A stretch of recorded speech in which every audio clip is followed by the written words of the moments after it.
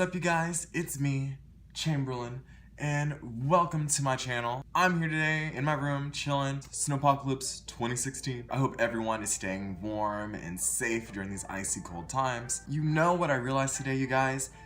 It's a great time to be a Star Wars fan. So I'm gonna jump in on the Star Wars bandwagon, and I'm gonna start off with my review for Star Wars Episode 7, The Force Awakens! Let's get started. Real quick, since this is my first movie review ever, I thought I'd give you kind of like a guideline as to how I view movies. When I watch movies, I'm very story and character driven. Is the story consistent? Is it concise? Is the plot unfolding like a piece of paper? Or is it spiraling out of control like a trash bin on fire rolling down a snowy hill in Alaska? Let's get started. I want to keep these videos under like 5-6 minutes, so let's get started. First thing, I'm gonna give you the top 3 things that I loved about the movie. Then I'm gonna give you the top 3 things that I did not like about the movie. The third thing that I liked about Star Wars Episode 7 was that it actually felt like a real movie. The entertainment, the writing, the practical effects, the use of characters, it felt like a real Hollywood A+ like filmmaking. Like, that was filmmaking. J.J. Abrams is a filmmaker, and he made Star Wars Episode 7 a film. I'm not really sure, but I feel like there's a difference between watching a movie and watching a film. The wide angle shots of scenery that J.J. Abrams put into this film. Rey's first scene, that dynamic when she's scavenging inside that Super Star Destroyer, and you see the vastness and the emptiness of it, like, oh, that was just, oh. You can watch Episode 7 and feel like it's a window into this world. Kind of what the original trilogy felt like too. Like, you could go to these places. These are real aliens walking around in costumes, and it just feels like this, this real, like, this is Hollywood filmmaking at its best. I'm gonna discuss more of it a little bit later, but the writing, the plot, you can follow the plot like you're moseying down a lazy river. It leaves you wanting more, and that's just what I want in a film. I want to be left off in a film wanting more, especially in a franchise like this. I want to be left wanting more. The second positive that I liked about Star Wars Episode 7 is that it feels like a Star Wars movie. We are back. We are back in the practical, real, physical world of Star Wars. And that's a lot of thing that wasn't really in the prequels. Now for me, the prequels came out when I was about 5 or 6, but the first Star Wars movie I ever saw was A New Hope. That was my toe in the pool for Star Wars, New Hope on VHS. But my first film in a movie theater experience was Phantom Menace. So as a kid, that was what I grew up with Star Wars, and there were elements in the prequels that did feel like real Star Wars, but it wasn't the same as the trilogies. I did like the prequels. I mean, I liked Phantom Menace and Revenge of the Sith, Attack of the Clones. Episode 7 felt like Star Wars. From start to finish, it felt like a Star Wars film. I felt like I was back in this glorious fantasy sci-fi world in a galaxy far, far away. The number one aspect to this film that I loved more than the special effects and the wide angle shots and the feel and nostalgia of the Star Wars were just simply the characters. Finn, Rey, Poe, Kylo Ren, Maz Kanata, Han Solo again, Leia again, C-3PO, Chewbacca, R2-D2, BB-8.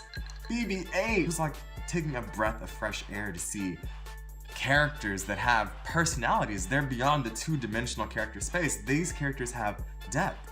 Finn, he is up there with Luke Skywalker on my character list, because Luke Skywalker is my favorite character in Star Wars. Finn is right up there with him. And I feel like I'm going to watch Finn grow in these future movies. I'm really excited to see what they're going to do with him. I don't know why a lot of people hate on Finn or bash on him, but he was awesome. He defied all odds against Stormtrooper logic and became this rebel, this force, this presence in the Resistance that made a lasting effect on me. And I'm still part of the camp that still thinks Finn is a Jedi. Something drew Finn to Rey. Something drew Finn out of the First Order. Something blocked the Stormtrooper mind control that was programmed into all these Stormtroopers. John Boyega said he's gonna have a lot more fight scenes in Episode 8, so do work, Finn. Rey was this blossom of sunshine and just this drink of milk that I just haven't seen on screen since really Katniss Everdeen or Jennifer Lawrence in the Hunger Games series. There was just so much raw emotion with Rey, because you know she struggled. She's fighting for this chance to see her family again. Poe Dameron, he was very limited in this movie, not as much as Captain Phasma. You knew whenever Poe Dameron was, or Oscar Isaac was on the screen. He commanded every scene that he was in. My boy, Kylo Ren, he wants to be so dark. He wants to be just like Darth Vader, but he's called to the light and he thinks being in the light is wrong. That's one of the things that Star Wars and DC does so well, is they have good villains that have that depth, have that 3D, that third dimension to their personality. They're just not stickers on a board.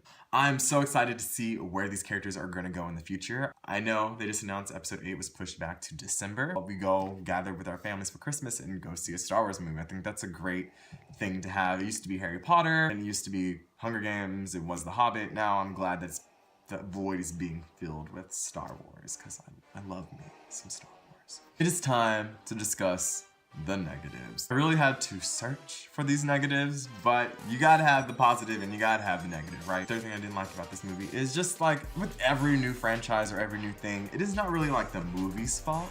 It's just the people hating, the constant annoying and chitter chatter on the internet and the YouTube comments, on Tumblr, on Twitter, on Facebook, just the bashing, the constant bashing of Finn and Rey and just like the story plot in general. If episode 7 still feels like a recap of episode 4, which it is, but it's not, you can still have episode 4. Episode 4 is still there, so why argue?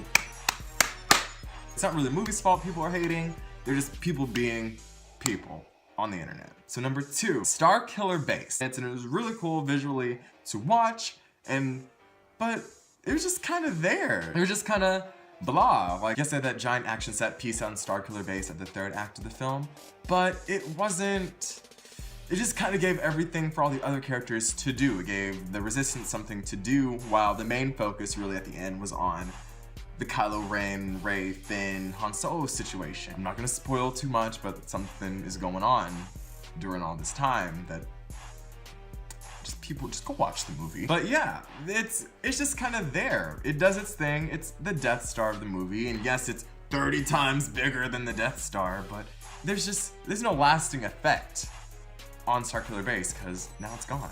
I know episode 7 is a retrack of episode 4. I don't mind it. I like that idea. It gives me the nostalgia goodies, you know. But I really hope episode 8, it will be like a play on episode 5, the darker, grittier tone. It's gonna be like episode 5. And Rian Johnson is directing episode 8, and I have full faith in him. If you've seen Looper, you know what Rian does. Get on his Twitter. He posts some cool stuff on Twitter. In episode 7, the number one thing that I did not like, back to my retread from earlier, I like to have the plot unfold like a piece of paper. I'm a very story, character-driven guy when I watch movies.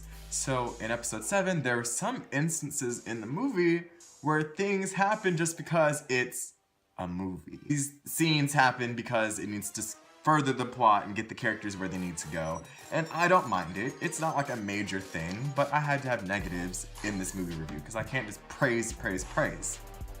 But overall, episode 7 was everything that I wanted episode 7 to be. It was the door opening again for all Star Wars, because the prequels is more like a small window. Episode 7 is the full door, wide open. Star Wars is back, baby. And I could not be happier. I am so excited for Rogue One next December. Hopefully we get some Vader stuff. We get some Felicity Jones. Star Wars Episode 7 was fantastic. I know I said it yesterday, but it is fantastic. J.J. Abrams did it. It was like the ultimate dream. A Star Wars fan making a Star Wars movie to get the Star Wars fans back into Star Wars, and it was fantastic. That is why I am rating Star Wars Episode 7 4.5 Big Macs out of 5. Yes, so thank you for watching my first movie review, you guys. I'm jumping in on the Star Wars bandwagon. Yes, Star Wars is back. I'm so excited. What did you guys think? Leave your comments down below. If you haven't checked out my Snowpocalypse video, I'll post it somewhere over here if I can edit it right. If I can't edit it, probably won't even see this. Expect more videos about Star Wars, other movie news. Don't forget to comment down below. Let me know. Peace, you guys.